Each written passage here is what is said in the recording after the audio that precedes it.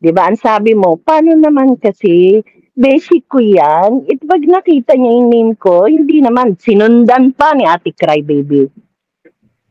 Oo naman, kasi naman Marisol, matagal na kami magkakasama ni Madcap, panahon pa ni Inday. So, ibig niyong sabihin, kaya ako nagwala, di ba? Ayan si Ate Celia, napaliwanag na yan sa inyo eh. Kaya ako naggigil at talagang nagalit ako sa GC. Di ba? Tayong dalawa, Joanne. Galit na galit ako dahil ang sinabi ko sa'yo, ganun pala.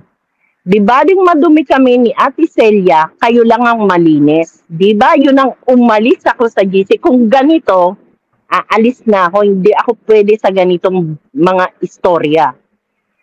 Di ba nagsabi ka kay Ate Celia, nakakatakot palang kaibigan yan si Marisol.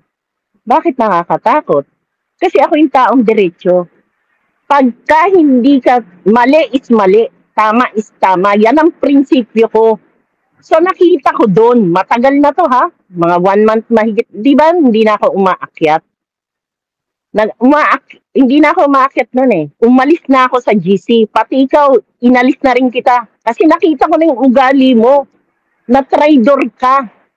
Bakit ako makikipag-ano pa sa inyo, sa'yo, lalo na pwede mo palang paggawa sa amin ng mga dirty works mo, na kami ang iipit sa bandang huli. Ewan ko si Ate Celia kung bakit nandyan, di ko alam. Ako umalis na ako sa GC. Si Sis Bing, hindi na ako nag-aakyat kahit nga sa night shift eh. Ayoko na rin. Si Sis Bing ang nagsabi na, Sis Marisol, paminsan-minsan naman umakyat ka kasi para hindi naman mapansin na nawawala ka na. So, siyempre, kaibigan ko rin naman si Sis Bing, tama rin naman siya. Sige, para masupport lang ang BFT. So, di ba nag-aakyat ulit ako sa night shift? Hindi na ako, kahit ayoko talaga ikaw kasama, Joanne. Nung time na nangyari yun at ginawa mo sa amin na, di baling malinis kayo, kami ang madumi. Hindi ako pwede sa ganyan. Sa totoo lang. Umakyat-akyat ako ulit, pakonti-konti, akyat-akyat, di ba? Ganun lang. Tapos hanggang inabot one time ito na yung kay Pinoy Troll. Inabot na kami ng umaga hanggang dumating siya. Humingi ako ng kaila Crybaby at saka dito kay King David. So pumayag. Kaya wag yung papalabasin na ngayon lang ako umalis sa BFT. Matagal na akong wala dyan. Kasi ang sabi ko nga, ano naman, hindi naman nila ako kilala masyado. Ano kung mawala ako? Pwede nyo naman sabihin na busy lang. Diba sinasabi nila minsan, busy lang si Marisol. Tapos sasabihin nyo sa akin, gusto ko magpasikat. Kung gusto ko magpasikat, diba kung saan-saan ako aakyat? Dahil sumikat ako, diba destroyer, Yakuza destroyer. Kaya kayo, ikaw din Cynthia.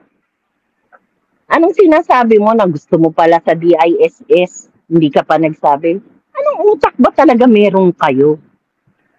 Ibig yung sabihin, nakikita nyo lang ako doon? Wag ganun. Ang bababaw niya. Nagbabagay, magkakauri kayo. Kaya nga kayo natiri. Ako, si Sis Bing, si Dats, talaga may prinsipyo. Yan ang sinasabi kong may prinsipyong tao. May dignidad. Tapos ikaw, Joanne, bakit mo pinipilit kay Sis Bing? Ha? Nadalihin ako sa'yo. Ano ako, bagahe? Ang galing mong mag-utos, ano? Sino ka? Ano, kakausapin mo kami? For what? Nakita na kita eh. Alam ko na ugali mo. Bakit pa ako makikipag-ano sa'yo? Anong aayusin natin, Joanne? Nakita ko na. Ang dirty work sa amin. Sa'yo niyo malinis.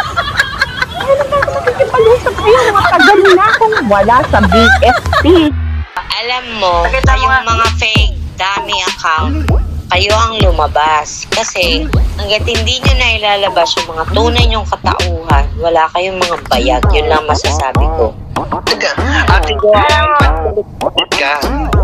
Kasi wala nga silang mga bayag. Ayaw nila ilabas yung mga pagmumukha nila.